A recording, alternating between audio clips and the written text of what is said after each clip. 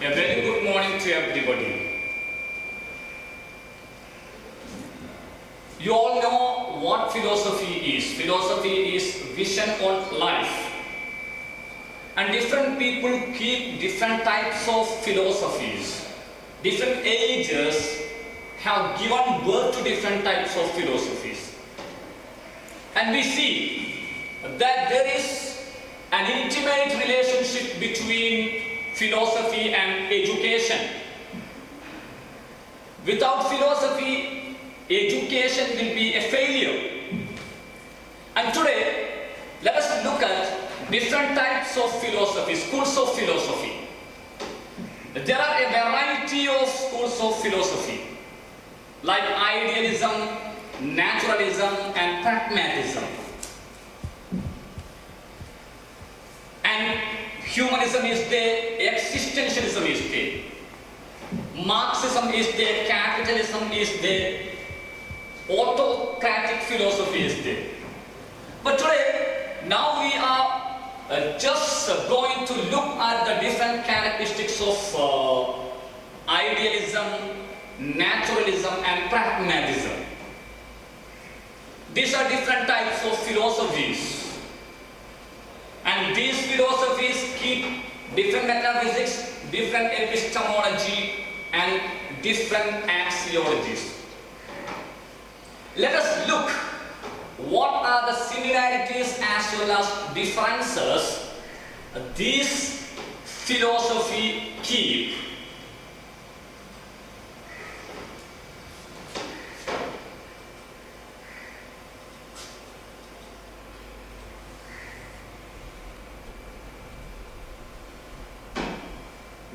Idealism, naturalism, and pragmatism.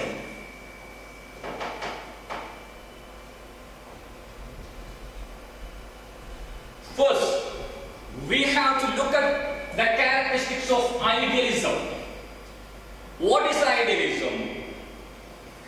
For what aspect of life idealism gives most importance?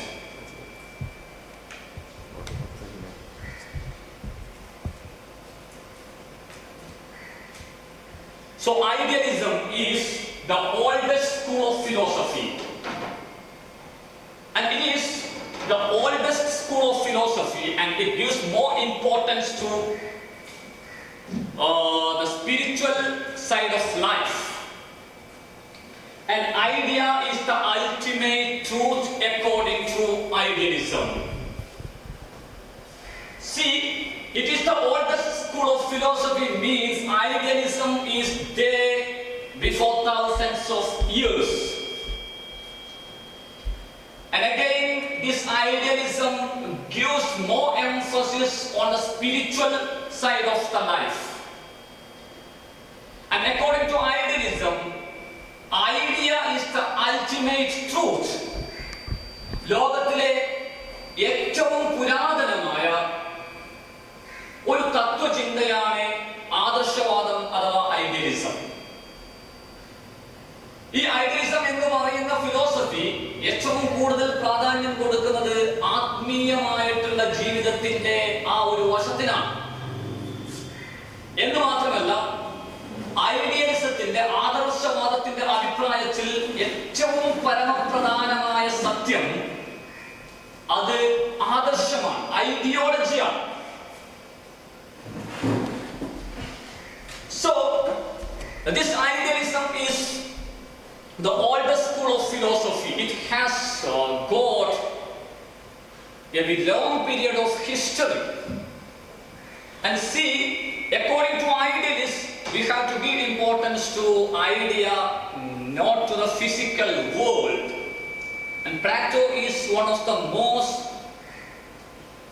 famous idealists in the world. According to Plato, this thinker is not the reality.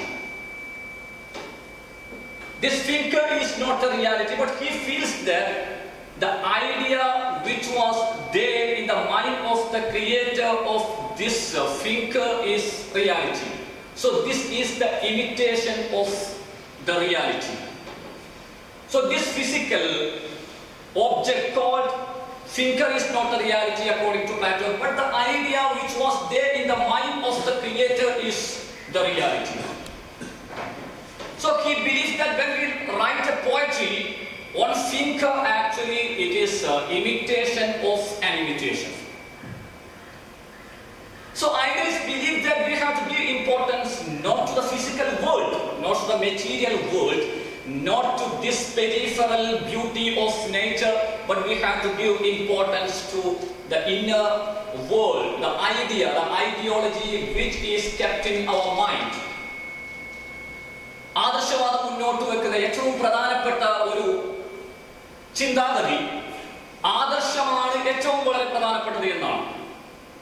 ഈ ഒരു ഭൗതിക ലോകത്തിനപ്പുറത്ത്, ഭൗതികമായി നമ്മൾ കാണുന്ന ലോകത്തിനപ്പുറത്തൊരു ആദർശത്തിന്റെ ലോകമുണ്ട് എന്നും ആ ലോകമാണ് യാഥാർത്ഥ്യമെന്നും എന്ന് ഐഡിയലിസ്റ്റുകൾ വിശ്വസിക്കുന്നു. ഉദാഹരണമായി പറഞ്ഞാൽ പ്ലാറ്റോയാണ് ലോകത്തിലെ ഏറ്റവും വലിയ ആദർശവാദം. ആദർശവാദത്തിന്റെ ഏറ്റവും വലിയ അപ്പോസ്തലനായി അറിയപ്പെടുന്ന പ്ലാറ്റോയുടെ അഭിപ്രായത്തിൽ ഈ വിരൽ ഒരു യാഥാർത്ഥ്യമല്ല എന്നാണ്. ഈ വിരൽ സൃഷ്ടിച്ച ആളുടെ മനസ്സിലുണ്ടായിട്ടുള്ള ഐഡിയ, ഈ വിരലിനെ കുറിച്ചുള്ള ഒരു പിക്ചർ, അതാണ് യാഥാർത്ഥ്യം. The idea which was there in the mind of the creator. ആരാണോ ഈ വിരൽ സൃഷ്ടിച്ചത്, ആ വിരൽ സൃഷ്ടിച്ച ആളുടെ മനസ്സിൽ രൂപപ്പെട്ട ഒരു ചിത്രം, അതാണ് യാഥാർത്ഥ്യം. ഉദാഹരണമായി പറഞ്ഞാൽ ഒരു കാർ നോക്കുകയാണെങ്കിൽ പ്ലാറ്റോയുടെ അഭിപ്രായത്തിൽ, ആദർശവാദികളുടെ അഭിപ്രായത്തിൽ ആ കാർ എന്തല്ല, അതൊരു യാഥാർത്ഥ്യമല്ല. കാർ കണ്ടുപിടിച്ച, കാർ സൃഷ്ടിച്ച ഒരാളുടെ മനസ്സിൽ ആദ്യമായി രൂപപ്പെട്ട കാറിന്റെ ആ ഒരു ചിത്രം, ആ ഒരു ആശയം, ആ ഐഡിയ, അതാണ് യാഥാർത്ഥ്യം. അതുകൊണ്ട് ആദർശവാദികൾ ഭൗതിക ലോകത്തിന് ഒരു തരത്തിലുള്ള പ്രാധാന്യം കൊടുക്കുന്നില്ല. അവർ ഏറ്റവും കൂടുതൽ പ്രാധാന്യം കൊടുക്കുന്നത് ആത്മാവിനാണ്. അത് കാണുന്നതിന്റെ അപ്പുറത്താണ്. ഇറ്റ് ഈസ് ഇൻവിസിബിൾ, അത് അദൃശ്യമാണ്. അദൃശ്യമായ ഒരു ആത്മാവുണ്ട് എന്നും ആ ആത്മാവിന്റെ സംതൃപ്തിയാണ്, ആ ഒരു സ്പിരിച്വൽ പ്ലഷറാണ് ഏറ്റവും പ്രധാനപ്പെട്ടത് എന്ന് ആദർശവാദികൾ വിശ്വസിക്കുന്നു. So they give importance to the spiritual aspect of life. They never give importance to the material part of life. They believe that we have to give importance to the spiritual satisfaction. ആത്മസംതൃപ്തിക്കാണ് ഏറ്റവും കൂടുതൽ പ്രാധാന്യം കൊടുക്കുന്നത്. This is something called by explained by idealism. This is the metaphysics of idealism. Now let's look at the metaphysics of naturalism. What does naturalists say about these aspects of life? It is naturalism is one of the modern schools of philosophy. We have told that idealism is one of the oldest schools of philosophy. ലോകത്തിലെ ഏറ്റവും പ്രാചീനമായ തത്വചിന്തയാണ് idealism, ആദർശവാദം. എന്നാൽ പ്രകൃതിവാദം എന്ന് പറയുന്നത് ആധുനിക കാലത്ത് വന്നതാണ് എന്ന് പറയുന്നു. ആധുനിക കാലം എന്ന് പറയുമ്പോൾ അത്രയും ആധുനികമാണ് എന്ന് നമുക്ക് പറയാൻ കഴിയും. Because Socrates, the disciple of Plato, is known as a naturalist. So if idealism is a traditional philosophy, naturalism is a modern philosophy. And according to naturalism, matter, nature, that is the matter is the ultimate reality. They do not believe in idea. They ask, where is this idea? You think that there is idea, but we cannot see it. How can we believe something which is invisible? How can we believe in something which is not seen?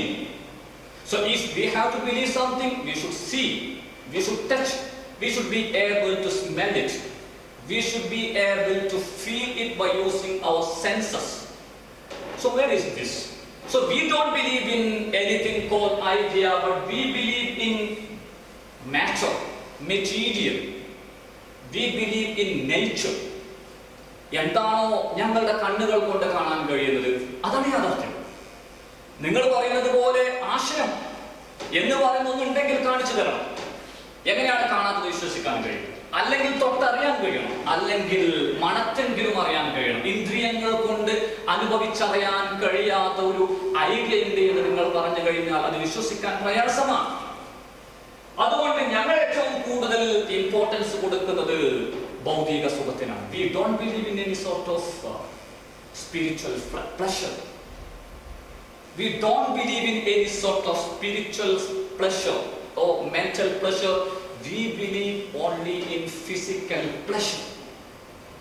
So this naturalism gives more importance to physical world, the external world, the peripheral beauty of this nature, the peripheral beauty of man, the human instinct of man. If there is some instinct, let him enjoy his physical instinct. Human being is just like an animal. Any other animal, he has got some physical instinct. So if there is a physical instinct, let him enjoy.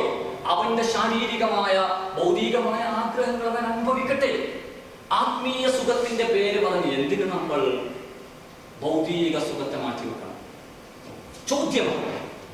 അവരെല്ലാം കാണുന്നത് ആധുനിക സയൻസിന്റെ അടിസ്ഥാനത്തിലാണ്. So they give more importance to the physical pleasure. So while idealism gives more importance to the spiritual pleasure, naturalism gives more importance to the physical pleasure. Idealism believes that idea is the ultimate reality, but naturalism believes that this physical world itself is reality. There is nothing beyond that. There is no metaphysical thing. There is no spirit. There is no idea. We give importance to this physical world.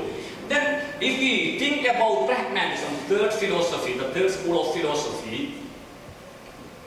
it stands in between these two philosophies. Let's look what are the characteristics of this pragmatism. Pragmatism is a recently established American philosophy. And you know that America has got the history of 200 or 300 years, 2 or 3 centuries. So philosophy is the recently established one. It's a modern philosophy, really it's a postmodern philosophy. And here, according to idealism, actually the ultimate reality is idea, and according to naturalism, the ultimate reality is the physical world or nature. But according to pragmatism, there is no fixed reality. They believe that we cannot tell that there is a fixed reality. Reality is changes on the basis of circumstances. Sometimes this may be reality for these circumstances, and sometimes another thing may be reality for that circumstance. There is no static reality. പ്രായോഗികവാദികളുടെ അഭിപ്രായത്തിൽ നേച്ചറാണ് യാഥാർത്ഥ്യം, അല്ലെങ്കിൽ ആത്മാവാണ് യാഥാർത്ഥ്യം, ആദർശമാണ് യാഥാർത്ഥ്യം എന്ന് പറഞ്ഞ് നേരത്തെ തീരുമാനിക്കാൻ കഴിയില്ല. സാഹചര്യങ്ങൾക്കനുസരിച്ച് യാഥാർത്ഥ്യങ്ങൾ മാറിക്കൊണ്ടിരിക്കുന്നു. ഒരു പ്രത്യേക സാഹചര്യത്തിൽ ഇതാണ് യാഥാർത്ഥ്യമെങ്കിൽ മറ്റൊരു പ്രത്യേക സാഹചര്യത്തിൽ മറ്റൊന്നാണ് യാഥാർത്ഥ്യം. യാഥാർത്ഥ്യത്തെ നേരത്തെ തീരുമാനിക്കാൻ കഴിയില്ല. So pragmatists believe that there is no fixed external reality, and experience is the key element. Not idea or not any physical thing, but experience. What the human experience, what the human being experience, that is the reality. If one person experiences something in a particular situation, that is the reality for him. And if another person experiences something else for another situation, that is the reality for him. So reality changes on the basis of age, on the basis of situation, and on the basis of the person who experiences different aspects of life. ഓരോ മനുഷ്യനും അവൻ്റെതായ സാഹചര്യങ്ങളിൽ അനുഭവിച്ചറിയുന്നതാണ് യാഥാർത്ഥ്യം. അല്ലാതെ നേരത്തെ ഇതാണ് യാഥാർത്ഥ്യം എന്ന് പറയുന്നതിന് അപ്പുറത്ത് ഓരോ സാഹചര്യങ്ങൾക്കനുസരിച്ച് മനുഷ്യൻ അനുഭവിക്കുന്നത് എന്താണോ, മനുഷ്യന്റെ അനുഭവത്തിൽ നിന്നും പരിചയത്തിൽ നിന്നും ലഭിക്കുന്ന എന്താണോ യാഥാർത്ഥ്യം, അതാണ് അവനെ സംബന്ധിച്ചിടത്തോളം യാഥാർത്ഥ്യം. So pragmatists does not believe in any sort of fixed reality, and it gives more importance to practicability. Pragmatism, the term pragmatism itself denotes practicability, practical. They believe that we should not give importance to ideas. And at the same time, we should not give importance to the physical world, but we have to give importance to things which are practicable in our life. If something is not practicable in our life or practical in our life, why should we waste our time thinking about such things? എന്താണോ നമ്മുടെ ജീവിതത്തിൽ പ്രായോഗികമായി നടപ്പിലാക്കാൻ കഴിയുന്നത് അത് മാത്രം. ജീവിതത്തിൽ പ്രായോഗികമല്ലാത്ത ഉത്തോപ്യൻ ആശയങ്ങളെ കൊണ്ട് എന്ത് കാര്യം? നമ്മൾ കുറെ ആദർശങ്ങൾ മനസ്സിൽ സൂക്ഷിച്ചതുകൊണ്ട്, നമ്മൾ കുറെ ചിന്തകൾ ഉണ്ടാക്കിയതുകൊണ്ട്, നേരത്തെ ആളുകൾ പറയുന്ന യാഥാർത്ഥ്യങ്ങൾക്കനുസരിച്ച് ജീവിച്ചതുകൊണ്ട് ഒരു കാര്യവുമില്ല. മറിച്ച് നമ്മൾ ജീവിക്കുന്ന സാഹചര്യത്തിൽ എന്താണോ പ്രായോഗികമായി ചെയ്യാൻ കഴിയുന്നത് അത് മാത്രമാണ് യഥാർത്ഥത്തിലുള്ള സത്യം എന്ന് പ്രാഗ്മാറ്റിസ്റ്റുകൾ വിശ്വസിക്കുന്നു. So according to idealism, idea is the ultimate truth, and according to naturalism, nature, matter is the ultimate truth. But according to pragmatism, there is no fixed reality. We have to think about practicability. They believe in survival of the fittest. There will be survival if some person is fit for the situation. They give more importance to this situation of life. Now, let's look at the educational implications of these three schools of philosophy. First, we can look at idealism. What does idealism tell about aims of education? Idealism has its own aim of education, and naturalism promotes its own aims of education. And pragmatism promotes its own aim of education.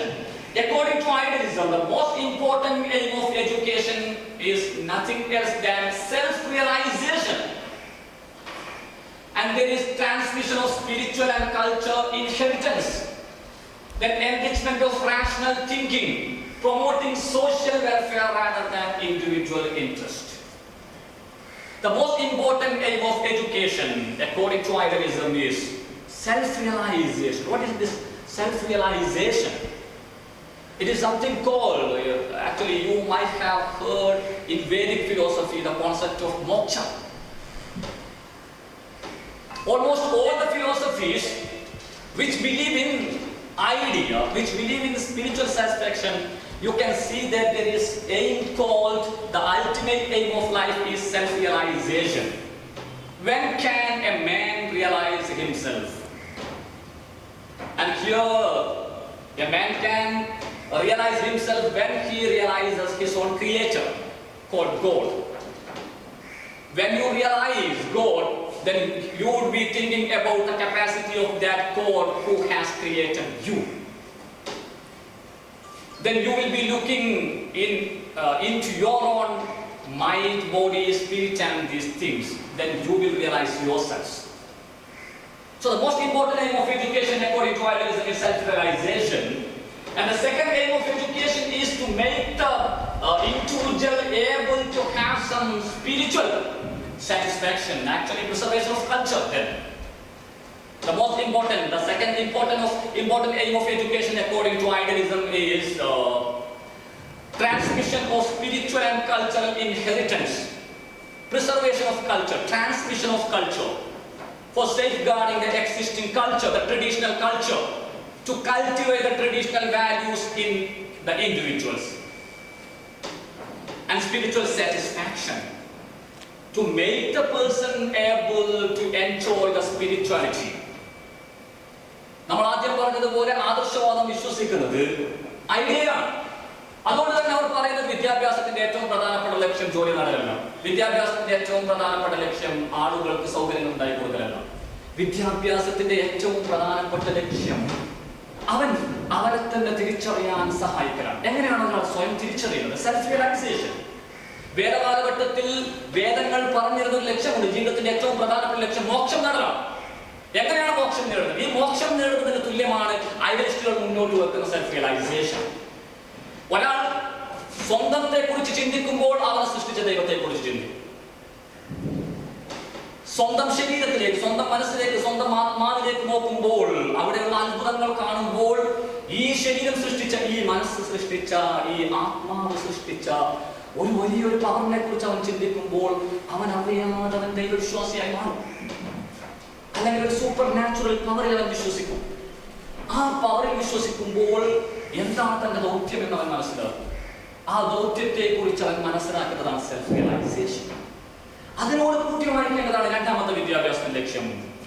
ഐഡിയലിസ്റ്റുകളുടെ അഭിപ്രായത്തിൽ വിദ്യാഭ്യാസത്തിന്റെ രണ്ടാമത്തെ ലക്ഷ്യം ആത്മസംതൃപ്തിയും അതുപോലെ തന്നെ സംസ്കാരത്തിന്റെ പകർന്നു നൽകലുമാണ്. ഒരു മനുഷ്യന് വിദ്യാഭ്യാസം കൊടുക്കുന്നതിലൂടെ അവൻ അവന്റെ ആത്മാവിനെ കുറിച്ച് അറിയണം. അവനവന്റെ ഭൗതിക സുഖങ്ങൾക്ക് പ്രാധാന്യം കൊടുക്കുന്നതിനേക്കാൾ ആത്മീയമായ സംതൃപ്തിക്ക് പ്രാധാന്യം കൊടുക്കുന്നവനാണ്. അതോടൊപ്പം തന്നെ പാരമ്പര്യമായി അവൻ ജീവിച്ചു വരുന്ന ഒരു സമൂഹത്തിന്റെ സംസ്കാരം അവന്റെ ജീവിതത്തിൽ പകർത്താൻ കഴിയുന്നവരാക്കി മാറ്റണം. വിദ്യാഭ്യാസത്തിന്റെ ഏറ്റവും പ്രധാനപ്പെട്ട ലക്ഷ്യങ്ങളിൽ ഒന്നതാണ്. അതുപോലെ വീണ്ടും പറയുകയാണ്, enrichment of rational thinking. Another aim of education according to idealism is enrichment of rational thinking. A person should be able to think rationally. He should be thinking about the world. He should be using his intelligence. There should be intellectual thinking. According to idealism, we should give more importance to the intelligence of the young. അവന്റെ ഭൗതികമായ, അവന്റെ ബുദ്ധി വളർത്താൻ, കാര്യങ്ങൾ ആധികാരികമായി ചിന്തിക്കാനുള്ള കഴിവ് വളർത്തുന്നതിന് വേണ്ടിയായിരിക്കണം വിദ്യാഭ്യാസം നൽകേണ്ടത്. അല്ലാതെ വെറുതെ കളിച്ചു ചിരിച്ച് നടക്കാനല്ല. വെറുതെ ജോലി നേടുക, അവനവന്റെ സുഖസൗകര്യങ്ങളുമായി ജീവിക്കുക, തമാശകൾ പറഞ്ഞ് നടക്കാൻ ഒരാളെ പ്രാപ്തനാക്കുന്നതായിരിക്കരുത് വിദ്യാഭ്യാസം. ആദർശവാദികൾ വ്യക്തമായി പറയുന്നു, വിദ്യാഭ്യാസത്തിന്റെ മറ്റൊരു ലക്ഷ്യം അത് അവനെ ഭൗതികമായി ചിന്തിക്കാൻ പ്രേരിപ്പിക്കണം. കൂടെ അവർ പറയുന്നു, promoting social welfare rather than individual interest. According to idealism, society is important. And sometimes individuals should be ready to sacrifice his own interest for the welfare of society. They believe so. They believe so. Individual is not important. Society is more important. Individual is a part of society. So education should enable an individual to sacrifice his own personal interest for the sake of society. സമൂഹത്തിന് കൂടുതൽ പ്രാധാന്യം കൊടുക്കണം. സമൂഹത്തിന് വേണ്ടി വ്യക്തി അവന്റെ താല്പര്യങ്ങളെ ത്യജിക്കണമെന്നാണ് ഐഡിയലിസ്റ്റുകൾ പറയുന്നത്. ആദർശവാദികളുടെ ഏറ്റവും പ്രധാനപ്പെട്ട ഒരു കാഴ്ചപ്പാടാണ്, സമൂഹമാണ് വലുത്, വ്യക്തി സമൂഹത്തിന്റെ ഒരു ഭാഗം മാത്രമാണ്. അവന്റെ ഒരു വ്യക്തിത്വ വികാസത്തിനപ്പുറത്ത് സമൂഹത്തിന്റെ നന്മയ്ക്ക് വേണ്ടി, സാമൂഹിക ക്ഷേമത്തിന് വേണ്ടി, സമൂഹത്തിലുള്ള മൊത്തം ആളുകളുടെ താല്പര്യത്തിന് വേണ്ടി വ്യക്തി സ്വന്തം താല്പര്യത്തെ ത്യജിക്കാൻ തയ്യാറാണ്. അങ്ങനെ ഒരു സാക്രിഫൈസിന് വേണ്ടി വ്യക്തിയെ വളർത്തിയെടുക്കുക എന്നുള്ളതാണ് വിദ്യാഭ്യാസത്തിന്റെ മറ്റൊരു ലക്ഷ്യം. So these are some aims of education according to idealism. Let's look at the aims of education promoted by naturalism. See the aims of education promoted by idealism. Now let's look at the aims of education promoted by naturalism. And we have told that the most important aim of education according to idealism is self-realization, but here it is self-actualization. And the second aim of education is material satisfaction. And the third, individual development. And the fourth is natural development. And here, see, in idealism, they believe in self-realization. But now here, the naturalists believe in self-actualization, not in self-realization. Self-realization means you have to realize your own body, your own spirit, your own mind, and you have to realize your God. Then it will be leading to your spiritual satisfaction. But here they do not believe in anything like that. They believe that education should enable an individual for self-actualization. സ്വയം പുറത്തേക്ക് കൊണ്ടുവരും, സ്വന്തത്തിലേക്ക് നോക്കി, സ്വന്തത്തെ മനസ്സിലാക്കി, ദൈവത്തെ മനസ്സിലാക്കി ആത്മീയതയിലേക്ക് പോകുക. അതൊക്കെ ഒന്നും പഴഞ്ചൻ കാഴ്ചപ്പാടുകളാണ്. അതൊക്കെ നിങ്ങളുടെ മുതുമുത്തച്ഛന്മാർ കൊണ്ടുവന്ന ചില പഴഞ്ചൻ കാഴ്ചപ്പാടുകൾ മാത്രമാണ്. അതൊന്നും ഞങ്ങൾക്ക് വിശ്വസിക്കാൻ കഴിയില്ല. ഞങ്ങൾ ആധുനികരാണ്. ആധുനികതയിൽ കാണാത്തത് വിശ്വസിക്കാൻ കഴിയില്ല. ഞങ്ങളുടെ ഉള്ളിലുള്ളതിനെ പുറത്തേക്ക് കൊണ്ടുവരിക, സെൽഫ് ആക്ച്വലൈസേഷൻ, അതിലാണ് ഞങ്ങൾ വിശ്വസിക്കുന്നത്. ഞങ്ങളുടെ ഉള്ളിലുള്ള താല്പര്യങ്ങളെ പുറത്തേക്ക് കൊണ്ടുവരിക. So the most important aim of education according to naturalism is not self-realization, but it is self-actualization. So they do not believe in spiritual satisfaction.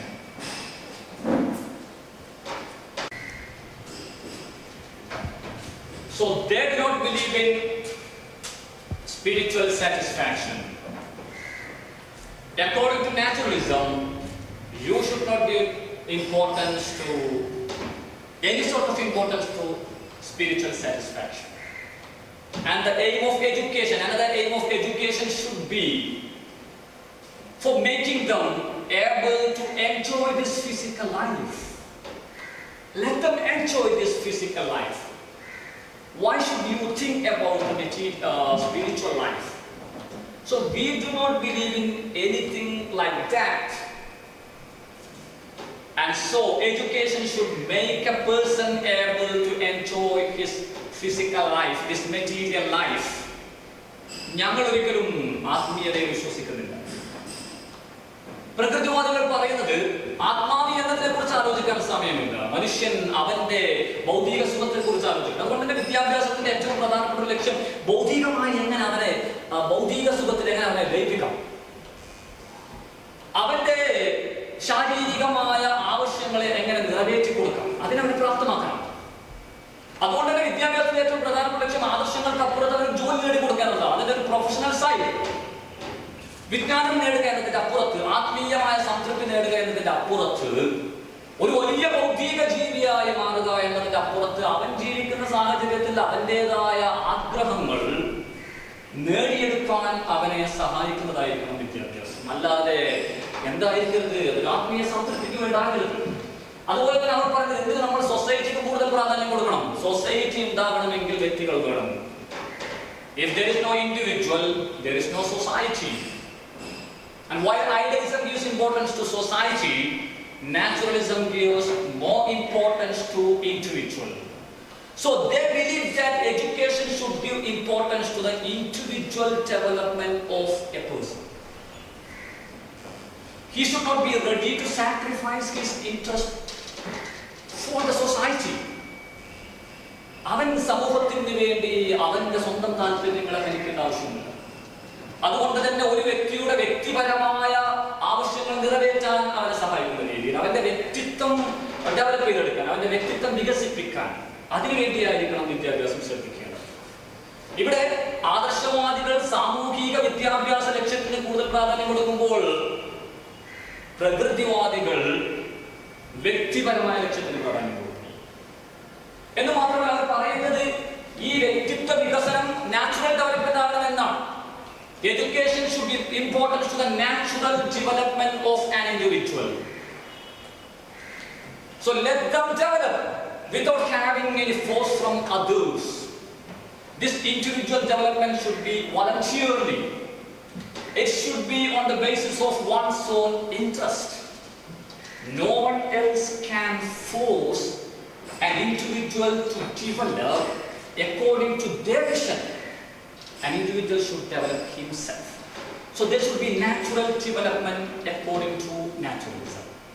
Then now we can look at the aims of education promoted by the third school of philosophy, pragmatism. And here they believe in a different manner, in a different dimension. According to them, the most important aim of education is creation of practical mentality. And the second aim of education is cultivation of dynamic and adaptable mind. And the third one is creating the fittest for the survival. Then the fourth one is creation of professionals. So here they believe that the most important aim of education is not spiritual, not self-realization, not self-actualization, but the most important aim of education is making an individual practical in life. Create some practical mentality. A person should be able to live as the situation demands. ഒരു മനുഷ്യനെ പ്രായോഗികമായ കഴിവുകളുള്ളവനാക്കി മാറ്റുക, അതാണ് വിദ്യാഭ്യാസത്തിന്റെ ഏറ്റവും പ്രധാനപ്പെട്ട ലക്ഷ്യം. പ്രായോഗികവാദികൾ പറയുന്നത് ഒരു സാഹചര്യത്തിൽ എങ്ങനെ പെരുമാറണം, ഓരോ സാഹചര്യത്തിനനുസരിച്ചും പ്രായോഗികമായി എങ്ങനെ ചിന്തിക്കണം, പ്രായോഗികമായി എങ്ങനെ പ്രവർത്തിക്കണം, പ്രായോഗികമായി എങ്ങനെ പ്രശ്നങ്ങൾ പരിഹരിക്കണം എന്ന് ചിന്തിക്കുന്ന, അതിന് കഴിവുള്ള ആളുകളെ സൃഷ്ടിക്കണം വിദ്യാഭ്യാസത്തിന്റെ ലക്ഷ്യം. ഒരു പ്രത്യേക പ്രശ്നം വരുന്ന സമയത്ത് ഐഡിയയെ കുറിച്ച് ആലോചിച്ച് ആദർശങ്ങളിൽ ചിന്തിച്ച് ആ പ്രശ്നം പരിഹരിക്കാൻ കഴിയാത്ത ഒരാളെ കൂടി ലോകത്തിന്റെ ആവശ്യമാണുള്ളത്. പ്രായോഗികമായി ചിന്തിക്കാൻ കഴിയും. So the most important aim of education according to pragmatism is creating practicability. So they believe that we have to create some dynamic and adaptable mind. A person should be able to accept whatever he sees. A person should be able to accept the virtues of the modern society. A person should not rely on something which is traditionally accepted. He should be able to adapt, accept, receive something which is coming towards him, maybe new. പുതിയതായിരിക്കാം. ഒരു മനുഷ്യന് മറ്റുള്ളവർ പറയുന്ന കാര്യങ്ങൾ സ്വീകരിക്കാൻ കഴിയുന്ന രീതിയിൽ adaptability create ചെയ്യണം. പുതിയ പുതിയ കാര്യങ്ങൾ വരുമ്പോൾ തന്റെ ബുദ്ധി ഉപയോഗിച്ച് നല്ലതാണോ ചീത്തയാണോ എന്ന് കണ്ടെത്തി അതിൽ നിന്നും നല്ലത് സ്വീകരിക്കാനുള്ള ഒരു അഡാപ്റ്റബിൾ മൈൻഡ് അതൊരു മനുഷ്യനുണ്ടാവും. കാലഘട്ടത്തിന്റെ മാറ്റത്തിനനുസരിച്ച് താൻ പണ്ട് മുതലേ കേട്ട് പഠിച്ചത് മാത്രമേ തന്റെ ജീവിതത്തിൽ ഉപയോഗിക്കൂ എന്ന് പറയുന്ന ഒരു മനുഷ്യനെ ആധുനിക കാലഘട്ടത്തിൽ ജീവിക്കാൻ കഴിയില്ല. അതുകൊണ്ട് തന്നെ എന്താണോ തന്നിലേക്ക് വരുന്നത് അതിൽ നിന്നും നന്മകൾ സ്വീകരിക്കാൻ കഴിയണം. അതിന്റെ നെല്ലും പതിരും തിരിച്ചറിഞ്ഞ് പതിരൊഴിവാക്കി നെല്ല് സ്വീകരിക്കാൻ കഴിയണം. ആധുനിക കാലഘട്ടത്തിൽ ഉണ്ടാകുന്ന മാറ്റങ്ങൾ സ്വീകരിക്കാൻ സന്നദ്ധതയുള്ള ഒരാൾക്ക് മാത്രമേ ആധുനിക കാലത്ത് വിജയിക്കാൻ കഴിയൂ.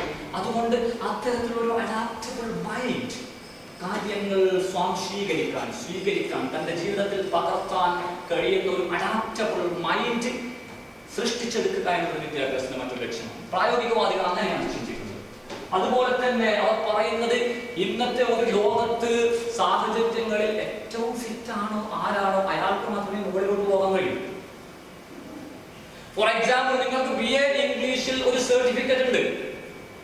BA ഇംഗ്ലീഷിൽ ഒരു സർട്ടിഫിക്കറ്റ് ഉണ്ടായതുകൊണ്ട് മാത്രം ആധുനിക കാലഘട്ടത്തിൽ നിങ്ങൾക്ക് പിടിച്ചു നിൽക്കാൻ കഴിയും. കാരണം BA ഇംഗ്ലീഷിന്റെ സർട്ടിഫിക്കറ്റുള്ള ആയിരക്കണക്കിന് ആൾക്കാർ നിങ്ങളുടെ കൂടെയുണ്ട്.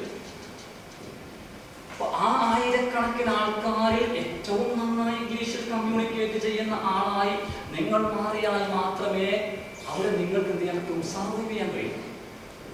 നിലവിലുള്ള ആളുകളിൽ ഏറ്റവും ഫിറ്റ് ആരാണോ, സാഹചര്യം ആഗ്രഹിക്കുന്ന തരത്തിൽ ഏറ്റവും ഫിറ്റ് ആരാണോ അവർക്ക് മാത്രമേ പിടിച്ചു നിൽക്കാൻ പറ്റൂ.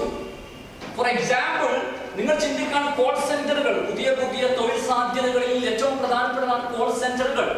ഈ കോൾ സെന്ററുകളിൽ നന്നായി ഇംഗ്ലീഷ് കമ്മ്യൂണിക്കേറ്റ് ചെയ്യാൻ കഴിയുന്ന ആളുകൾക്ക് മാത്രമേ ജോലി കിട്ടൂ. നിങ്ങൾ BA ഇംഗ്ലീഷിന്റെ certificate, you have got a BA English certificate. If you are not able to communicate well in English language, you will be out of the mainstream. Only the fittest one, only the one who is able to communicate in an effective manner in English language can survive. So, according to pragmatism, one of the most important aims of education is creating some people who are able to survive. So, creating the fittest people for surviving. And another aim of education is creation of professionals. And in this modern world, you can see competitions, you can see startups, you can see business, you can see different types of companies, factories, everything is there. So, we should create some professionals. If you are not professional in this modern world, you cannot be successful in your life. So, education should not be just for inculcating values, inculcating knowledge, inculcating bundles of knowledge. But education should aim at creating professionals. Vocational aim should be given more prominence according to pragmatism, not the knowledge. കാലഘട്ടമായിരിക്കാം കമ്പനികൾ, പുതിയ പുതിയ സ്റ്റാർട്ടപ്പുകൾ, ഫാക്ടറികൾ, അവിടെ നന്നായി പ്രവർത്തിക്കാൻ കഴിയുന്ന professional മനോഭാവത്തിലുള്ള ആളുകൾക്ക് മാത്രമേ പിടിച്ചെടുക്കാൻ പറ്റൂ. അവിടെ നിങ്ങൾ വിജ്ഞാനം സമ്പാദിച്ചതുകൊണ്ട് കാര്യമില്ല. അവിടെ നിങ്ങൾ കൂടുതൽ ആശയങ്ങളുള്ള ആളായതുകൊണ്ട് കാര്യമില്ല. അവിടെ നിങ്ങൾ ആധുനിക കാലഘട്ടത്തിലെ കമ്പനികൾ ആവശ്യപ്പെടുന്നതിനനുസരിച്ച്, ആധുനിക കാലഘട്ടത്തിലെ തൊഴിലുടമകൾ ആവശ്യപ്പെടുന്നതിനനുസരിച്ച് പ്രൊഫഷണൽ മെന്റാലിറ്റി ഉള്ളവരല്ലെങ്കിൽ നിങ്ങൾ സമൂഹത്തിൽ നിന്ന് പിന്തുടരണം. So another important aim of education according to pragmatism is creating professionals. Okay, they are thinking in the perspective of a modern man. Now we can look at the curriculum of all these philosophies. What is the curriculum promoted by idealism? And again, it's a traditional philosophy, so they put for some traditional curriculum. They give more importance to the inherent spiritual values, truth, beauty, and goodness. Then they include subjects like language, literature, science, mathematics, history and geography, art and poetry, religious studies, ethics, and metaphysics. So I think even if I'm not talking about this curriculum, you can guess that they will promote some traditional curriculum. They believe in some traditional curriculum, and they believe in some great spiritual values like truth, beauty, and goodness. So they do not believe in some changes in the traditional curriculum. അവർ പാരമ്പര്യമായിട്ടുള്ള പാഠ്യപദ്ധതികളിൽ വിശ്വസിക്കുന്നവരാണ്. അവരുടെ അഭിപ്രായത്തിൽ ഭൂതകാലത്ത് മറന്നുകൊണ്ട് നമുക്കൊരിക്കലും വർത്തമാനകാലത്തിൽ ജീവിക്കാനോ ഭാവി കാലത്തേക്ക് സഞ്ചരിക്കാനോ കഴിയും. അവരുടെ അഭിപ്രായത്തിൽ നമ്മൾ ആ പഴയത്തിൽ നിലനിൽക്കണമെന്നാണ്. അതുകൊണ്ട് അവർ പറയുന്നത് പാരമ്പര്യ പാഠ്യപദ്ധതി വേണമെങ്കിൽ ചെറിയ ചെറിയ മാറ്റങ്ങൾ വരുത്താം എന്നല്ലാതെ അതിന്റെ അസ്തിത്വത്തെ നമ്മൾ ചോദിച്ചു. എന്നാൽ മാത്രമല്ല അവർ കൂടുതൽ വിശ്വസിക്കുന്നത് പാരമ്പര്യ മൂല്യങ്ങളായ സത്യം, ശിവം, സുന്ദരം എന്നീ മൂല്യങ്ങളാണ്. അതുകൊണ്ട് തന്നെ നിങ്ങൾ ഒരു കരിക്കുലം തയ്യാറാക്കുമ്പോൾ, നിങ്ങളൊരു പാഠ്യപദ്ധതി തയ്യാറാക്കുമ്പോൾ ആ പാഠ്യപദ്ധതി ഏറ്റവും കൂടുതൽ അവലംബമാക്കേണ്ടത് സത്യം, ശിവം, സുന്ദരം എന്ന് പറയുന്ന 3 പാരമ്പര്യ മൂല്യങ്ങളെയാണ്. ഈ 3 പാരമ്പര്യ മൂല്യങ്ങൾ പുതിയ തലമുറയ്ക്ക് പകർന്നു നൽകാൻ കഴിയുന്ന രീതിയിലുള്ള പാഠ്യപദ്ധതികളാണ് നമ്മൾ തയ്യാറാക്കുന്നത്. സോ അവർ തങ്ങളുടെ പാഠ്യപദ്ധതിയിൽ ഉൾക്കൊള്ളിച്ചിരിക്കുന്നത് literature, science, mathematics, history and geography, art and poetry, religious studies, ethics, metaphysics ഒക്കെയാണ്. ഇവിടെ സയൻസ് എന്ന് പറയുമ്പോൾ അവർക്ക് ആധുനിക ശാസ്ത്രം എന്ന രീതിയിലല്ല, അവരുടെ ആത്മീയമായിട്ടുള്ള സങ്കല്പങ്ങളെ ചോദ്യം ചെയ്യാത്ത രീതിയിലുള്ള ശാസ്ത്രത്തെ കുറിച്ചാണ് അവർ പറയുന്നത്.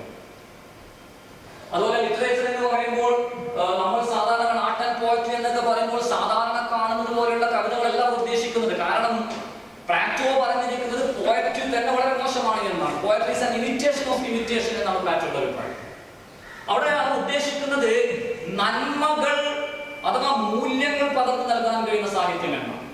എന്തെങ്കിലും റൊമാൻറ്റിക് സാഹിത്യമോ അല്ലെങ്കിൽ കാൽപ്പനികതയല്ല, മറിച്ച് നന്മകൾ പകർന്നു നൽകാൻ കഴിയുന്ന ആ രീതിയിലുള്ള സാഹിത്യത്തെ കുറിച്ചാണ് അവർ പറയുന്നത്. അത്തരം സാഹിത്യങ്ങൾ ഉൾപ്പെടുത്താം എന്ന് പറഞ്ഞു. ഏതായാലും പാരമ്പര്യ മൂല്യങ്ങളിൽ നിന്നുകൊണ്ടുള്ള പാഠ്യപദ്ധതിയാണ്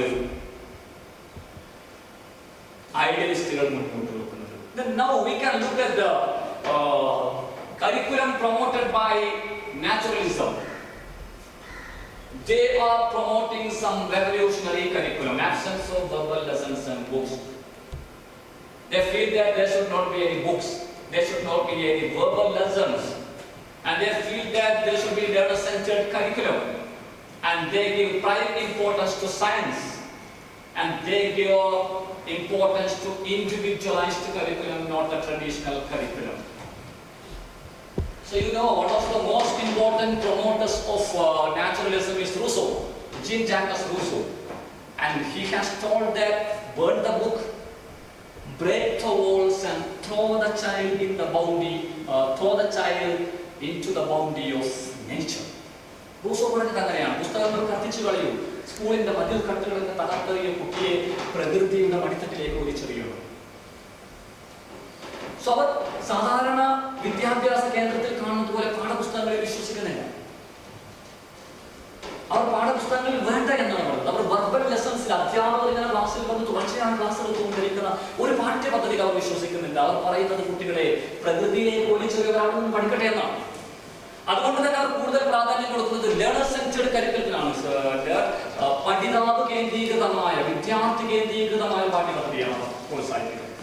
They give importance to learner-centered curriculum, and similarly they give importance to science more rather than to philosophy.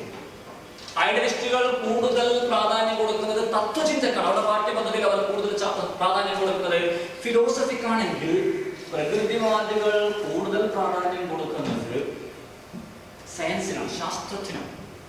ആധികാരികമായി പഠനങ്ങൾ നടത്തുന്നതിനാണ് അവർ കൂടുതൽ പ്രാധാന്യം കൊടുക്കുന്നത്. അതുപോലെ തന്നെ അവർ പറയുന്നത് ട്രഡീഷണലായി, പാരമ്പര്യമായി എല്ലാവർക്കും ഒരേ വിഷയങ്ങൾ തന്നെ പഠിപ്പിക്കുന്ന പാഠ്യപദ്ധതികൾ മാറ്റി ഓരോ വിദ്യാർത്ഥിക്കും അവന് താല്പര്യമുള്ള ഇൻഡിവിജ്വലൈസ്ഡ് ആയിട്ടുള്ള പാഠ്യപദ്ധതി, ഓരോരുത്തരും അവനവന്റെ പാഠ്യപദ്ധതി തീരുമാനിക്കട്ടെ. നേരത്തെ മുൻകൂട്ടി പാരമ്പര്യവാദികൾ പറയുന്നത് പോലെ മുമ്പ് പഠിച്ച വിഷയങ്ങൾ തന്നെ ഉൾപ്പെടുത്തിയിട്ടുള്ള കരിക്കുലം മുന്നോട്ട് വെക്കുന്നതിനേക്കാൾ ഓരോ വിദ്യാർത്ഥിയും ഓരോ വ്യക്തിയും അവന്റെ സ്വന്തം താല്പര്യത്തിനനുസരിച്ചുള്ള പാഠ്യപദ്ധതികൾ ഉപയോഗിക്കുന്നത്. So they promote individualized curriculum. Now let's look at the curriculum promoted by pragmatism. They promote utility-based curriculum, an activity-oriented curriculum, dynamic curriculum, professional curriculum, and integrated curriculum. They believe in practicability. So they feel that we have to use some utility-based curriculum. If we are including some content in the curriculum, some content subjects in the syllabus, it should be utilized. Everything should be included in the curriculum on the basis of whether it can be used in our life or not, because pragmatists believe in practicability of a person. So they believe that we have to think about utility. നമ്മൾ ഒരു പാഠ്യപദ്ധതി തയ്യാറാക്കുമ്പോൾ അതിൽ ഉൾപ്പെടുത്തുന്ന കണ്ടന്റുകൾ, അതിൽ ഉൾപ്പെടുത്തുന്ന കാര്യങ്ങൾ നമ്മുടെ ജീവിതത്തിൽ ഉപയോഗപ്പെടുത്താൻ കഴിയുന്നതാണ് എന്ന് ചിന്തിച്ചിട്ട് വേണം പാഠ്യപദ്ധതി തയ്യാറാക്കാൻ, വെറുതെ കരിക്കുലം തയ്യാറാക്കാൻ. അതുപോലെ തന്നെ നമ്മൾ പറയുന്നത് കരിക്കുലം പ്രവർത്തന കേന്ദ്രീകൃതമാകണമെന്നാണ്. ആക്ടിവിറ്റി ഓറിയന്റഡ് കരിക്കുലം, അധ്യാപകൻ ക്ലാസ് റൂമിൽ വന്ന് പഠിപ്പിക്കുക, കുട്ടികൾ അത് കേട്ടിരിക്കുക, കുറെ കഴിയുമ്പോൾ അധ്യാപകൻ ചോദ്യങ്ങൾ ചോദിക്കുക, കുട്ടികൾ മറുപടി പറയുക എന്നതിനപ്പുറത്ത് നിരന്തരം കുട്ടികൾ ക്ലാസ് റൂമിൽ പ്രവർത്തനങ്ങളിൽ ഏർപ്പെട്ട് ലൈവായി ഇരിക്കുന്ന ഒരു class room. So curriculum should be activity oriented curriculum. Inside the classroom, teachers should use different types of activities like conversation, like dramatization, like plays. So we have to use group activities, we can use them. So there should be activities inside the classroom to make the students more interested in the classroom. So curriculum should be activity oriented. Then they feel that it should be dynamic curriculum. We should be able to change the curriculum as the situation changes. വർഷങ്ങളോളം ഒരേ curriculum തന്നെ പഠിപ്പിക്കരുത്. അത് static ആകരുത്, അത് flexible ആവണമെന്നാണ്. കാലഘട്ടത്തിന്റെ മാറ്റത്തിനനുസരിച്ച് നമുക്ക് മാറ്റങ്ങൾ വരുത്താൻ കഴിയണം. 5-10 വർഷം ഒരേ കരിക്കുലം പഠിപ്പിക്കുന്നതിന് പകരം പുതിയ പുതിയ വർഷങ്ങളിൽ ചിലപ്പോൾ മാസങ്ങൾക്കുള്ളിൽ തന്നെ പുതിയൊരു തിയറി വരികയാണെങ്കിൽ ആ തിയറി ഉൾക്കൊള്ളിച്ചുകൊണ്ട് കാലഘട്ടത്തിന്റെ മാറ്റത്തിനനുസരിച്ച്, സാഹചര്യങ്ങൾ ആവശ്യപ്പെടുന്നതിനനുസരിച്ചുള്ള ഒരു കരിക്കുലം, അതാണ് dynamic curriculum. It should not be static. It should be flexible, it should be dynamic. We should be able to change the curriculum when situation needs so, even before completing an academic year. So, according to them, it should be dynamic curriculum. Then it should be professional curriculum. We have to introduce new courses, new specialized courses, just like we see nowadays. Microbiology, polymer chemistry, then forestry, then communicative English. So, but there is no single subject called MA literature, but we now teach communicative English, functional English, journalism, then different types of histories. So we have to think about some professional curriculum. Now we have MBA, now we have BBA. So with traditional courses, we have to introduce some professional courses. So curriculum should be professional. Then they believe in integrated curriculum as something new. They believe that there should be integration of different subjects. We have to teach different subjects to a single person. We have to think about that. Curriculum should be integrated. സമഗ്രമായ വ്യത്യസ്തമായ വിഷയങ്ങൾ ഒന്നിച്ചു ചേർത്ത് പഠിപ്പിക്കുന്ന രീതിയിലുള്ള curriculum. അതുകൊണ്ടാണ് നമ്മൾ ആധുനിക കാലഘട്ടത്തിൽ ഫങ്ഷണൽ ഇംഗ്ലീഷിന്റെ കൂടെ ബ്രിട്ടീഷ് ഹിസ്റ്ററി പഠിക്കുന്നത്. അതുകൊണ്ടാണ് നമ്മൾ ആധുനിക കാലഘട്ടത്തിൽ ഫങ്ഷണൽ ഇംഗ്ലീഷിന്റെ കൂടെ സബ്സിഡറിയായി ജേർണലിസം പഠിക്കുന്നു. So according to pragmatists, curriculum should be integrated. Now we have seen curriculum, different types of curriculum promoted by these philosophies. Now we have to look at the role of teacher in according to different philosophies, schools of philosophy. What does idealism tell about teacher? According to idealism, teacher should be the center of the classroom, and he should be the advisor. He should be the role model, he should be the controller, he should be the knowledge provider. So this is the oldest philosophy. And if we think about the classrooms which we were sitting when we were school children, we can see that the teacher will be controlling each and everything. So according to idealism, teacher should be the center, because teacher should be the knowledge provider. Teacher should be the role model, teacher should be the controller, teacher should be the advisor. Each and everything should be taught by the teacher, because students were considered as empty vessels. ഒഴിഞ്ഞ പാത്രങ്ങളായിട്ടാണ് idealism കുട്ടികളെ കാണുന്നത്. അതുകൊണ്ട് കുട്ടികളുടെ ഒഴിഞ്ഞ പാത്രത്തിലേക്ക് എല്ലാം പകർന്നു നൽകുന്ന ആളാണ് അധ്യാപകൻ. അധ്യാപകനായിരിക്കണം ക്ലാസ് റൂമിന്റെ കേന്ദ്രം. അധ്യാപകൻ കുട്ടികളെ ഉപദേശിക്കുന്ന ആളായിരിക്കണം. അധ്യാപകൻ എല്ലാം നിയന്ത്രിക്കുന്ന ആളായിരിക്കണം. അധ്യാപകൻ എല്ലാ തരത്തിലുള്ള ഇൻഫർമേഷൻ നൽകുന്ന, നോളജ് നൽകുന്ന, വിദ്യ നൽകുന്ന, വിജ്ഞാനം നൽകുന്ന ആളായിരിക്കണം. എല്ലാം നിയന്ത്രിക്കുന്നത് അധ്യാപകൻ തന്നെയാണ്. ആ ഒരു തരത്തിൽ അധ്യാപക കേന്ദ്രീകൃതമായ ഒരു ക്ലാസ് റൂമാണ് ഐഡിയലിസ്റ്റുകൾ മുന്നോട്ട് പോകുന്നത്. Then we can look what naturalism tells about the role of teacher. And here, according to naturalism, teacher should not be the center of the classroom. Learner should be the center of the classroom. And teacher is not the controller, teacher is not the advisor, teacher is the guide, teacher is the facilitator. So nowadays you can see that learners do everything inside the classroom. Teacher has no role according to naturalism. Learner should be the center. Actually they feel that there is no need for a teacher. There is no need for a classroom. There is no need for a textbook. Everything should be done by learner. ഒരു പഠിതാവ് കേന്ദ്രീകൃതമായ, വിദ്യാർത്ഥി കേന്ദ്രീകൃതമായ class റൂമാണ് അവർ പറഞ്ഞത്. അതുകൊണ്ട് തന്നെ ടീച്ചർക്ക് അവിടെ വലിയ സ്ഥാനമില്ല. ടീച്ചർ അഡ്വൈസർ അല്ല, ടീച്ചർ ഉപദേശിക്കേണ്ട ആളല്ല, ടീച്ചർ എല്ലാം പഠിപ്പിക്കേണ്ട ആളല്ല, ടീച്ചർ നിയന്ത്രിക്കേണ്ട ആളല്ല. ടീച്ചർ എന്താണോ കുട്ടി ചെയ്യുന്നത് അതിനനുസരിച്ച് കാര്യങ്ങൾ നിയന്ത്രിക്കുന്നതാണ്. എന്താണോ കുട്ടി ചെയ്യുന്നത് അതിനനുസരിച്ച് കാര്യങ്ങൾ സൗകര്യപ്പെടുത്തി കൊടുക്കുന്ന, സൗകര്യങ്ങൾ ചെയ്തു കൊടുക്കുന്ന ഫെസിലിറ്റേറ്റർ മാത്രമാണ് teacher. Teacher is only A facilitator.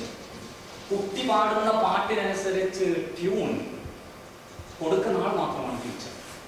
Teacher ഉണ്ടാക്കുന്ന ട്യൂണിനനുസരിച്ച് കുട്ടി പാടലല്ല, കുട്ടി പാടുന്ന പാട്ടിനനുസരിച്ച് ട്യൂണുകൾ നിർമ്മിക്കുന്നതാണ് ടീച്ചർ.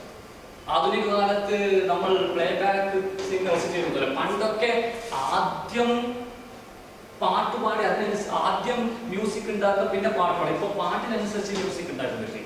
കുട്ടി എന്താണോ പാടുന്നത് അതിനനുസരിച്ച് മ്യൂസിക് ഇടുന്ന ഒരു ഫെസിലിറ്റേറ്റർ മാത്രമാണ് ടീച്ചർ. ലേണർ കേന്ദ്രീകൃതമായ ക്ലാസ് റൂമാണ്. ടീച്ചർക്ക് വലിയ സ്ഥാനമൊന്നും പ്രകൃതിവാദികൾ നൽകുന്നില്ല.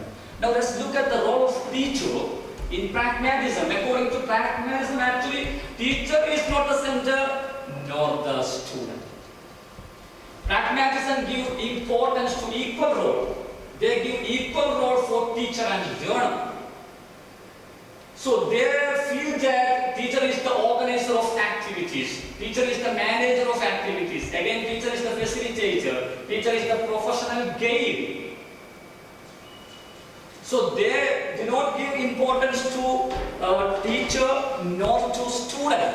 They give equal importance to teacher and student. There should be a mutual respect, a mutual understanding between the teacher and the learner. They believe that teacher should be an organizer or coordinator of the activities created by the students inside the classroom. അവിടെ പ്രാഗ്മാറ്റിസ്റ്റുകൾ ടീച്ചറാണ് വലുത്, കുട്ടിയാണ് വലുത് എന്ന് പറയുന്നില്ല. ഐഡിയലിസ്റ്റുകൾ ടീച്ചറാണ് വലുത് എന്ന് പറയുമ്പോൾ നാച്ചുറലിസ്റ്റുകൾ കുട്ടിയാണ് വലുത് എന്ന് പറയുന്നു. എന്നാൽ പ്രാഗ്മാറ്റിസ്റ്റുകൾ പറയുന്നത് ക്ലാസ് റൂം എന്ന് പറയുന്നത് ഡിസ്കഷൻ നടക്കുന്ന ഒരു സ്ഥലമാണ്. It is A place of discussion. അതുകൊണ്ട് അവിടെ കുട്ടിക്കും അധ്യാപകനും ഒരേ സ്ഥാനമാണ്. കുട്ടിയും അധ്യാപകനും പരസ്പരം സുഹൃത്തുക്കൾ എന്ന പോലെ കഴിയേണ്ട ഒരു സ്ഥലമാണ്.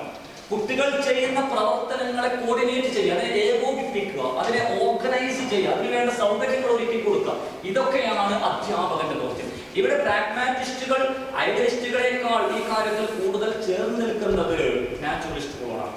എന്നാൽ നാച്ചുറലിസ്റ്റുകൾ പറയുന്നത് പോലെ എല്ലാം കുട്ടിക്ക് വിട്ടുകൊടുക്കണം എന്ന് പ്രാഗ്മാറ്റിസ്റ്റുകൾ പറയുന്നില്ല. രണ്ടുപേർക്കും തുല്യസ്ഥാനമാണ് പ്രാഗ്മാറ്റിസം നൽകുന്നത്.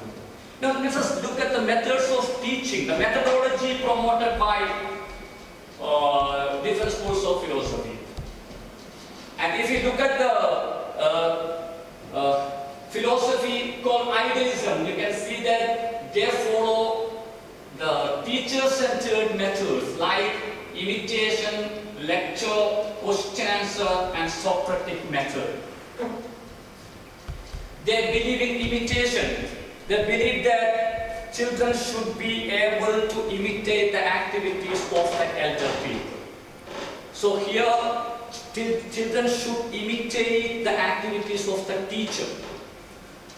We have already told that teachers should be the role model for students. So students should observe what the teacher does and they should imitate. അനുകരിക്കണം. ഏറ്റവും പ്രധാനപ്പെട്ട ഒരു ടീച്ചിങ് മെത്തേഡായി, ഒരു ബോധന രീതിയായി ഐഡിയലിസ്റ്റുകൾ കാണുന്നത് അനുകരണമാണ്. ടീച്ചറെ അനുകരിച്ചുകൊണ്ട് കുട്ടികൾ കാര്യങ്ങൾ പഠിക്കുക. പിന്നെ ഏറ്റവും പ്രാചീനമായ മെത്തേഡാണ് ലെക്ചർ മെത്തേഡ്.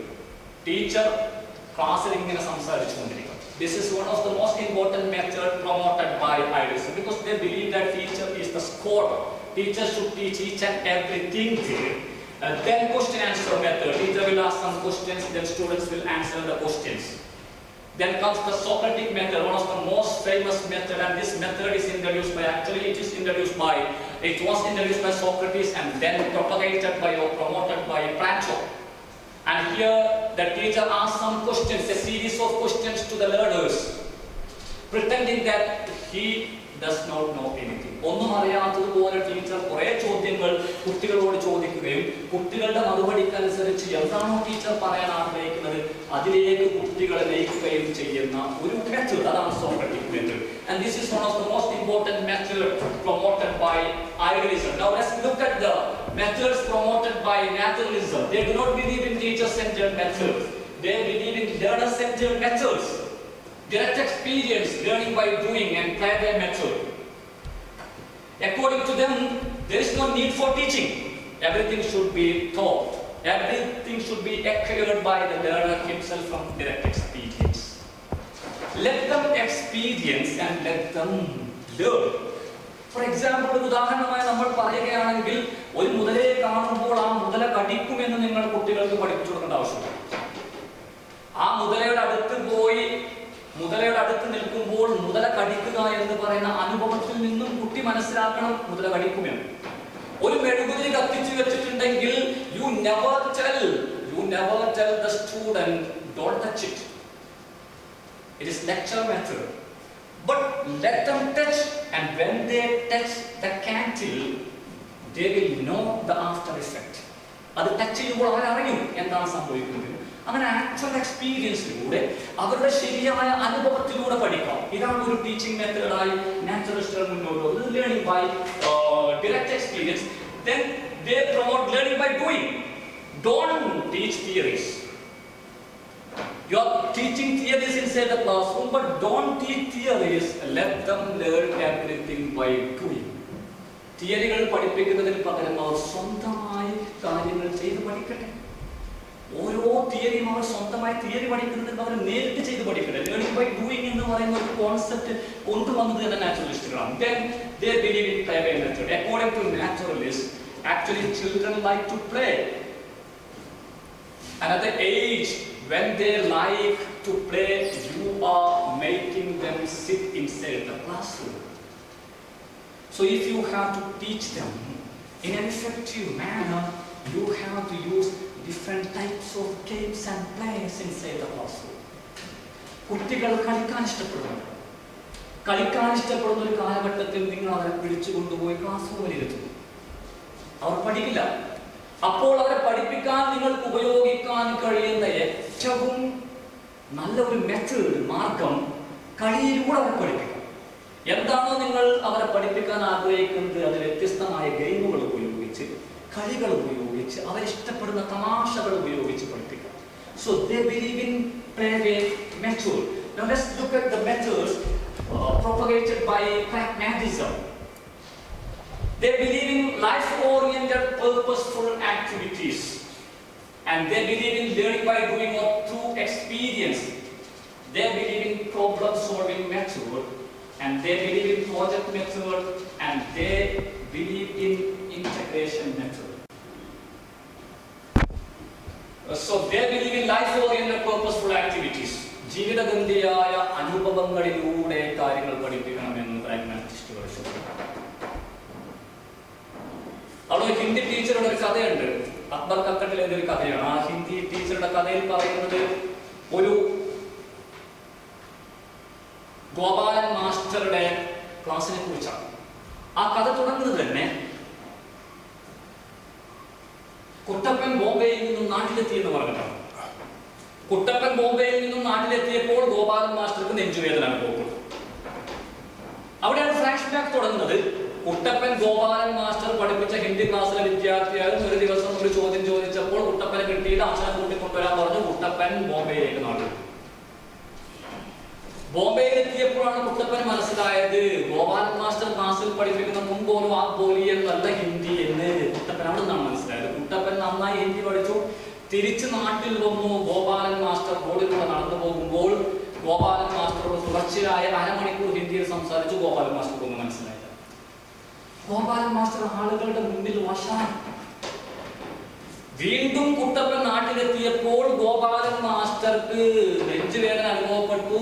പഞ്ചായത്ത് പ്രസിഡന്റിന്റെ വീട്ടിലേക്ക് ഓടിപ്പോയിട്ട് പഞ്ചായത്ത് പ്രസിഡന്റിനോട് പറഞ്ഞു, ഒരു കോംപ്രമൈസ് ഉണ്ടാക്കി തരണം. വേണമെങ്കിൽ കുട്ടപ്പൻ എന്റെ വീട്ടിൽ വന്ന് വാതിലടച്ചിരുന്ന് 2 മണിക്കൂർ ഹിന്ദിയിൽ സംസാരിച്ചോട്ടെ, ആളുകളുടെ മുമ്പിൽ Hindi സംസാരിച്ചെന്ന് വഷളാക്കരുത്. There is a lesson because Gopalan Master was teaching Hindi by teaching some rules and regulations. So this shows that Gopalan Master was teaching Hindi by using some theories, some regulations, rules and regulations. He was teaching the students, when you tell tum, then you have to tell bolo. When you tell up, then you have to tell boliye. And these theories were taught by Gopalan Master without giving any sort of life-oriented examples. And Kuttapan was learning real Hindi from real life. So according to pragmatics, we have to use some real life situations inside the classroom for teaching each and every item. എന്ത് കാര്യം നമ്മൾ class റൂമിൽ പഠിപ്പിക്കുന്നുണ്ടെങ്കിലും ജീവിതഗന്ധിയായ അനുഭവങ്ങൾ, ജീവിതഗന്ധിയായ ഉദാഹരണങ്ങൾ ഉപയോഗിച്ചുകൊണ്ട് പഠിപ്പിക്കണം. So there should be life-oriented, purposeful activities. If you want to teach the role of a policeman, you should create a conversation inside the classroom by making a student a policeman and another student someone who is making a conversation with the policeman. So we have to use life-oriented, purposeful activities inside the classroom according to pragmatics. And similarly, they also believe, just like naturalists, we should provide some method of learning by doing. Let them learn everything by doing themselves. I do not want to explain it because I have already explained it when I was talking about naturalism. Then another method, important method introduced by pragmatism is problem-solving method. The teacher should present different types of problems before the students. Then make them solve the problems by finding themselves the solutions for such problems. Teacher can help, but teacher should not solve the problem. The problem should be solved by students themselves, and the teacher can give some help and aid. പ്രശ്ന പരിഹാര മാർഗം ചില പ്രത്യേക വിഷയങ്ങൾ കുട്ടികൾക്ക് എറിഞ്ഞിട്ട് കൊടുത്തുകൊണ്ട് ചില പ്രത്യേക പ്രശ്നങ്ങൾ കുട്ടികളുടെ മുമ്പിൽ നിരത്തിക്കൊണ്ട് കുട്ടികൾ തന്നെ അതിന്റെ പരിഹാര മാർഗങ്ങൾ കണ്ടെത്തുന്ന ഒരു ടീച്ചിങ് മെത്തേഡ്. അവിടെ ടീച്ചർ തന്നെ ഒരിക്കലും പ്രശ്നങ്ങൾ പരിഹരിക്കരുത്. എന്നാൽ പ്രശ്നങ്ങൾ ചിലപ്പോൾ സ്വന്തമായി പരിഹരിക്കാൻ അവരുടെ പ്രായത്തിനനുസരിച്ച് കുട്ടികൾക്ക് കഴിയണമെന്നില്ല, അതൊരു വസ്തുതയാണ്.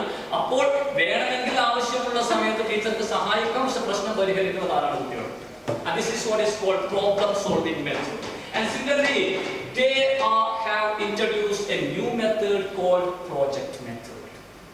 And these methods we are using nowadays in school classrooms, giving some projects to students, just like telling them to collect some seeds, telling them to collect some pictures of some great people, telling them to collect some feathers of different birds. Project, assignments and projects. കുട്ടികൾക്ക് വ്യത്യസ്തമായ വിഷയങ്ങൾ നൽകിക്കൊണ്ട് പ്രോജക്റ്റുകൾ തയ്യാറാക്കാൻ പറയാം. ഉദാഹരണമായി അവരോട് അവരുടെ വീട്ടുമുറ്റത്തുള്ള വിത്തുകൾ, വ്യത്യസ്ത തരത്തിലുള്ള വിത്തുകൾ സമാഹരിച്ചു കൊണ്ടുവരാൻ പറയാം. അതുപോലെ തന്നെ അവരുടെ വീട്ടിനടുത്ത് ഇറങ്ങിക്കൊണ്ട് പക്ഷികളുടെ വ്യത്യസ്ത തരത്തിലുള്ള പക്ഷികളുടെ തൂവലുകൾ കൊണ്ടുവരാൻ പറയാം. ഈ രീതിയിൽ ഓരോ വിഷയങ്ങൾ അവർക്ക് കൊടുത്തുകൊണ്ട് അവർ തന്നെ സ്വന്തമായി ഇൻഫർമേഷൻ കളക്ട് ചെയ്യുന്ന, സാധനങ്ങൾ കളക്ട് ചെയ്യുന്ന രീതിയിലുള്ള പ്രോജക്റ്റ് മെത്തേഡ് ഇത് ആദ്യമായി അവതരിപ്പിച്ചത് പ്രാഗ്മാറ്റിസ്റ്റുകളാണ്. And nowadays I think we are most using this project method in our classrooms. And another method is integration method. According to pragmatists, we should not rely on a single method of teaching. We should be using different types of methods. There should be integration of different methods. We should use a variety of methods inside the classroom. If today we are using a method, tomorrow we have to change. വ്യത്യസ്തമായ മെത്തേഡുകൾ, ഒരേ മെത്തേഡുകൾ തന്നെ class റൂമിൽ പഠിപ്പിക്കാൻ ഉപയോഗിക്കുമ്പോൾ കുട്ടികൾക്ക് വിരസതയുണ്ടാവുകയും അവർ ഉറങ്ങുകയും ചെയ്യും.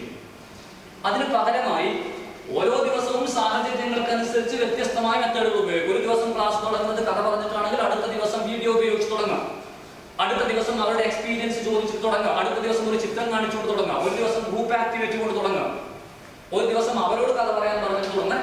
വ്യത്യസ്തമായ മെത്തേഡുകളുടെ ഒരു സംയോജിപ്പ്, അതിലൂടെ ഒരു ഇന്റഗ്രേഷൻ മെത്തേഡ് ഉപയോഗിക്കാം. So we have to use different types of methods in classroom according to pragmatists. We should not rely, we should not depend upon a single method in our classroom. Now we can look at the discipline promoted by these schools of philosophy.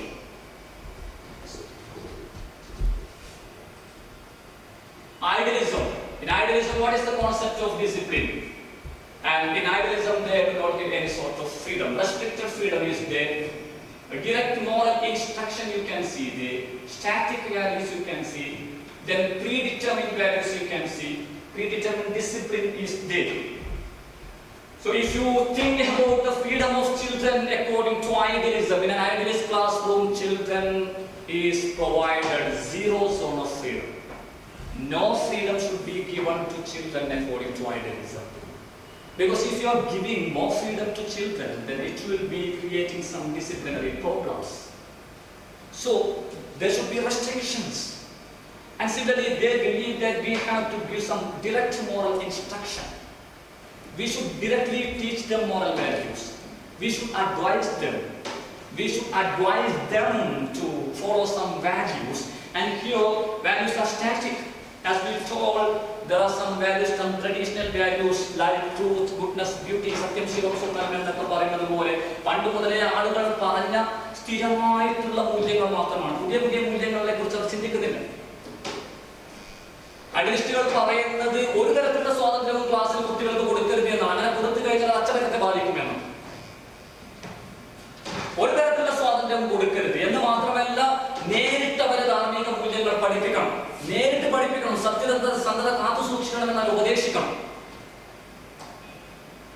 അവർ ഏറ്റവും കൂടുതൽ പ്രാധാന്യം കൊടുക്കുന്നത് എന്നെന്നും നിലനിൽക്കുന്ന സത്യം, ശിവം, സുന്ദരം എന്ന് പറയുന്ന പാരമ്പര്യ മൂല്യങ്ങൾക്കാണ്. അതുകൊണ്ട് തന്നെ അച്ചടക്കത്തിന് വളരെയധികം പ്രാധാന്യം കൊടുക്കുന്ന ഒരു ഇസമാണ് ഐഡിയലിസം. അവരുടെ ഡിസിപ്ലിൻ എന്ന് പറയുന്നത് പ്രീഡിറ്റർമിൻഡ് ഡിസിപ്ലിൻ ആണ്. Readymade discipline you can see there. Discipline is decided by grown-up people. There is no opportunity, no right for the children to decide their own discipline. Everything is disciplined by some older people. Discipline is predetermined. It is not according to the changes in the situation. It is not dynamic. It is not flexible. Discipline is predetermined, static, and ready-made. So this is the concept of discipline, concept of freedom in idealism. But if we look at naturalism, you can see a different scenario of this, just opposite to idealism. They promote complete freedom, and they promote natural freedom. They promote discipline through natural consequence.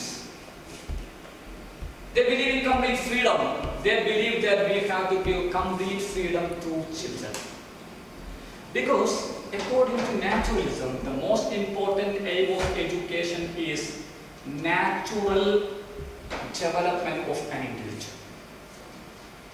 ഒരു വ്യക്തിയുടെ സ്വാഭാവികമായ വളർച്ചയാണ് വിദ്യാഭ്യാസത്തിന്റെ ഏറ്റവും പ്രധാനപ്പെട്ട ലക്ഷ്യമെന്ന് പ്രകൃതിവാദികൾ വാദിക്കാം. ഒരു വ്യക്തിയുടെ സ്വാഭാവികമായ വികാസം നടക്കണമെങ്കിൽ പുറമേ നിന്നും പ്രഷർ ഉണ്ടാകരുത്, സമ്മർദ്ദം ഉണ്ടാകരുത്, ഫോഴ്സ് ഉണ്ടാകരുത്. അതുകൊണ്ട് തന്നെ നിങ്ങൾ അവർക്ക് പരിപൂർണമായ സ്വാതന്ത്ര്യം കൊടുക്കണം.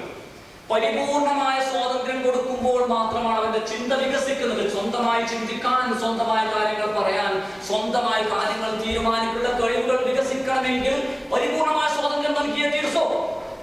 According to naturalism, you should give complete freedom, and it should be natural freedom. It should be natural freedom. The freedom should come out from the individual itself, himself. No other person should decide the freedom of an individual. Every individual has got the right to decide his own freedom. No one else can force. And the most important thing is that they promote discipline through natural consequence. What is this discipline through natural consequence? According to naturalism, you should not tell a person, do that, don't do that. But each and every person should decide his own or her own discipline on the basis of the after effects of his or her own actions.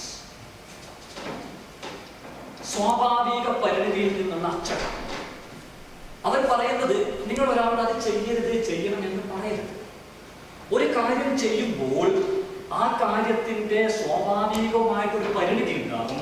ആ പരിണിതിയിൽ നിന്നും ഓരോ വ്യക്തിയും മനസ്സിലാക്കണം ഞാൻ എന്ത് ചെയ്യണം, എന്ത് ചെയ്യരുതായെന്ന്. ഉദാഹരണമായി പറഞ്ഞാൽ, ഒരു വ്യക്തിയോട് നിങ്ങൾ ഒരു പറമ്പിൽ കിടക്കുന്ന മാവിലുള്ള മാമ്പഴം അത് മറ്റൊരാളുടേതാണ്, അത് നീ പറിച്ചു തിന്നരുത് എന്ന് പറയേണ്ട ആവശ്യമില്ല. മറിച്ച് അവൻ ആ മാമ്പഴം പറിച്ചു തിന്നുകയാണെങ്കിൽ സ്വാഭാവികമായും ആ വീട്ടിലുള്ള ആള് വന്ന് അവനൊരു അടി കൊടുക്കും. അടി കിട്ടുമ്പോൾ അതിൽ നിന്നും അവൻ മനസ്സിലാക്കണം, ഞാൻ ഈ മാമ്പഴം പറിച്ചു കഴിഞ്ഞാൽ അടി കിട്ടാനുള്ള സാധ്യതയുണ്ട്. നേരത്തെ നമ്മൾ പറഞ്ഞതുപോലെ തീ തൊടരുത് എന്ന് പറയരുത്. തൊട്ട് കഴിഞ്ഞാൽ തൊട്ടാൽ പൊള്ളുമെന്ന് ഒരു സ്വാഭാവികമായ പരിണിതിയുണ്ട്. ആ സ്വാഭാവികമായ പരിണിതിയിൽ നിന്നും ഓരോരുത്തരും അവനവന്റെ അച്ചടക്കം തീരുമാനിക്കട്ടെ എന്നാണ് പ്രകൃതിവാദികൾ പറയുന്നത്. ആരും അവരെ പഠിപ്പിക്കാൻ പോകണ്ട. നേരത്തെ കാലത്ത് നിങ്ങൾ സത്യസന്ധരാകണം, നിങ്ങൾ മോഷ്ടിക്കരുത്, നിങ്ങൾ അത് ചെയ്യരുത്, ഇത് ചെയ്യരുത്, അത് ചെയ്യണം, ഇത് ചെയ്യണം എന്ന് പറയേണ്ട ആവശ്യമില്ല. ഓരോരുത്തരും അവന്റെ കർമ്മത്തിൽ നിന്നും പഠിച്ചോളൂ. ഒരാൾ കർമ്മം ചെയ്യുമ്പോൾ ആ കർമ്മത്തിന്റെ സ്വാഭാവികമായി ഉണ്ടാകുന്ന പരിണിത ഫലത്തിൽ നിന്നും ഓരോരുത്തരും അവനവന്റെ അച്ചടക്കം തീരുമാനിക്കുന്ന ഡിസിപ്ലിൻ ത്രൂ നാച്ചുറൽ കോൺസിക്വൻസ് എന്ന് പറയുന്ന ഒരു അച്ചടക്ക രീതിയാണ് നാച്ചുറലിസ്റ്റുകൾ മുന്നോട്ട്. Now let us look at the discipline promoted by pragmatism. They do not believe in restricted freedom and they do not believe in complete freedom. They believe in democratic discipline. See, pragmatism is actually a democratic concept. Because actually I have already told you that this is a modern American philosophy. So you can see some relationship with democracy. So they believe in democratic discipline. Means they believe that we should use some discipline, but at the same time it should be by considering the concepts and the interests of the students. There should be mutual understanding. ഒരു ജനാധിപത്യ സംവിധാനത്തിലെ ജനാധിപത്യ രീതിയിലുള്ള ഒരു മൂല്യമാണ്, അച്ചടക്കമാണ് പ്രായോഗികവാദികൾ മുന്നോട്ട് വെക്കുന്നത്. അവർ പറയുന്നത് നിങ്ങൾ ടീച്ചർക്ക് അമിതമായ പ്രാധാന്യം കൊടുക്കേണ്ട, കുട്ടിക്കും അമിതമായ പ്രാധാന്യം കൊടുക്കേണ്ട, നിങ്ങൾക്ക് ഡിസിപ്ലിൻ തീരുമാനിക്കാം, അച്ചടക്കം തീരുമാനിക്കാം. പക്ഷെ തീരുമാനിക്കുമ്പോൾ അത് കുട്ടികളുടെ താല്പര്യത്തെ കൂടി സംരക്ഷിച്ചുകൊണ്ടായിരിക്കണം, അവരുടെ അഭിപ്രായം കൂടി ചോദിച്ചുകൊണ്ടായിരിക്കണം. അതുപോലെ തന്നെ അവർ പറയുന്നത് സോഷ്യൽ ഡിസിപ്ലിൻ ആണ്. According to them, we should not use some traditional discipline. We have to use some social discipline. സമൂഹത്തിന് എന്താണോ നന്നായി തോന്നുന്നത്, ഓരോ സാമൂഹിക സാഹചര്യങ്ങൾക്ക് അനുസരിച്ചും ഏതച്ചടക്കമാണെന്നത് അച്ചടക്കം നമുക്ക് തീരുമാനിക്കാം, അത് നമുക്ക് സ്വീകരിക്കാം എന്നാണ് അവർ പറയുന്നത്. Then they believe in practical discipline.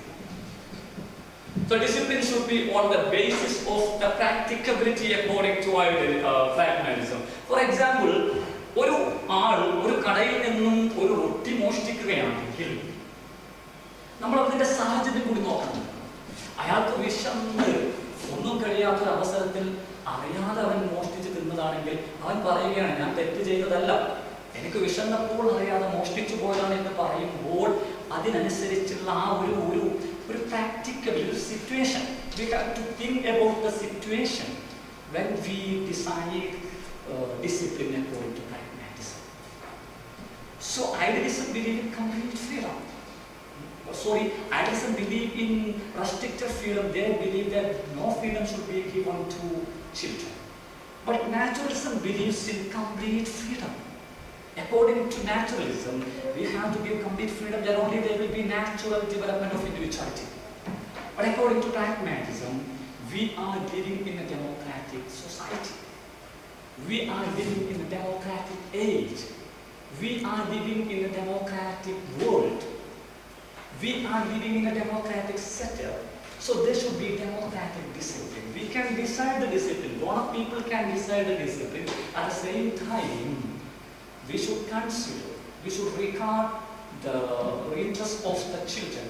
This is the discipline promoted by pragmatism. So we are talking about different aspects of idealism, naturalism and pragmatism. So here you have seen the similarities and differences.